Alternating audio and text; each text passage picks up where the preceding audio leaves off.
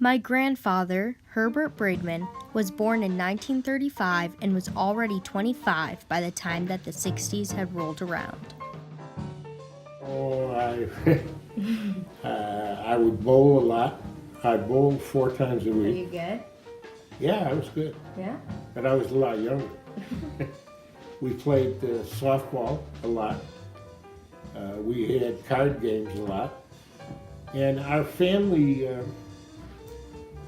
grouping was quite close. So we had a lot of affairs where the entire family would get together.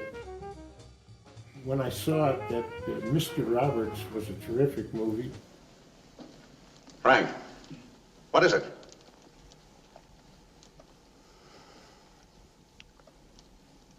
Mr. Roberts is dead. Even to this day, I think it's the only movie I like better than the book. Oh, Frank Sinatra was great. You make me feel so young. You make me feel that spring has sprung. And every time I see you grin, I'm such a happy individual. I was mostly into jazz.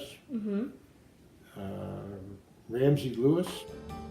Ramsey Lewis used to play in a nightclub right next door to my father's hardware store. Really? I could sit ringside and listen to him because we were friends. Dave Brubeck.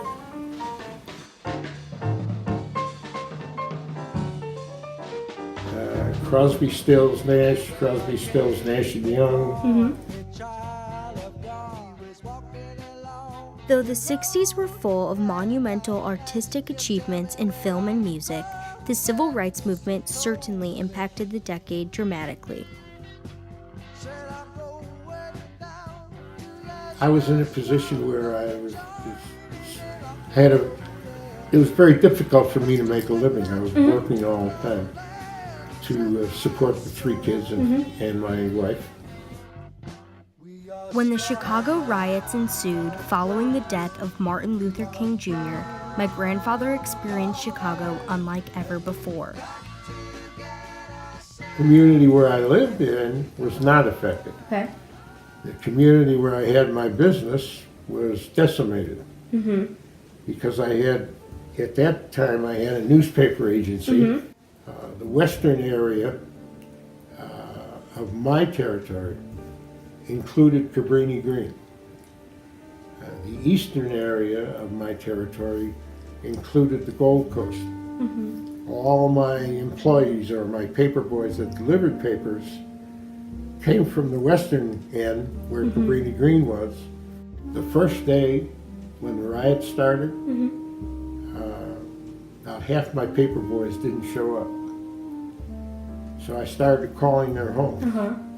Over the telephone line, I could hear gunfire. Yeah. So the National Guard was shooting up at these big buildings, and the buildings were shooting back at the National Guard.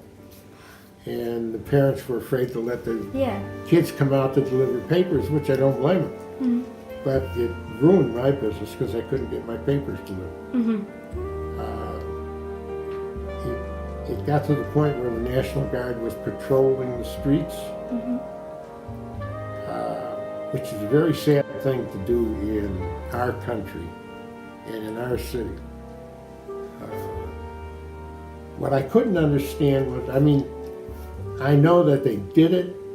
I don't understand why the rioters broke into all the stores that were servicing them and cleaning them out, like grocery stores and drugstores. There's a couple of hot dog stands that served them food. Everything was ruined. It was a terrible thing. Yeah. And I'm not saying that everybody was rioting, because they weren't. But there was a certain segment of the population that just grabbed everything they could and they ran. Yeah. So once they had their piece of stolen property in their hands, what are they going to do with it and where are they going to go? I know the man around the corner who had a clothing store. He never reopened. Wow. The grocery store your uncle had never reopened. It was just a terrible thing. Did a lot of changes in that area. where they had the, what was that, the Seven?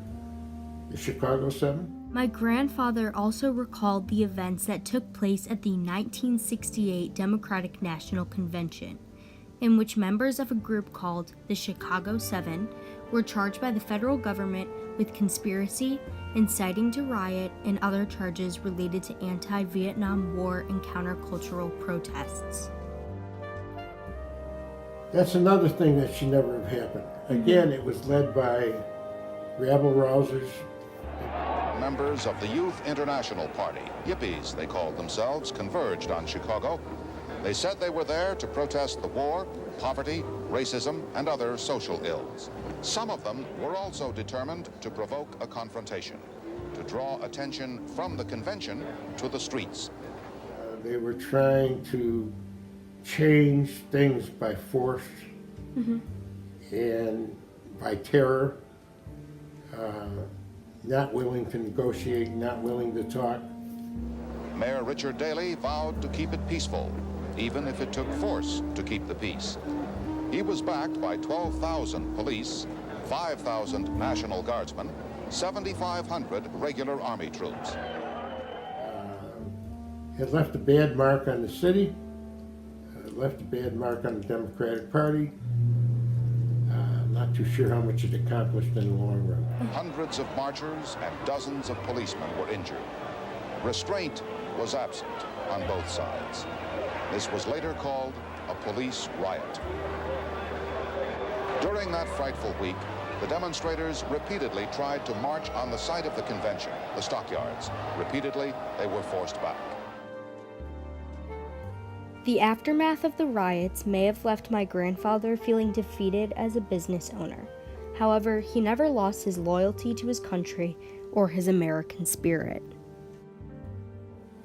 Very proud to be an American. I wouldn't want to live anywhere else, I don't think. Not even Mars? Not even Mars. They don't have hot dogs in Mars. Fly me to the moon. Let me play up there with those stars. Let me see what life is like on Jupiter and Mars.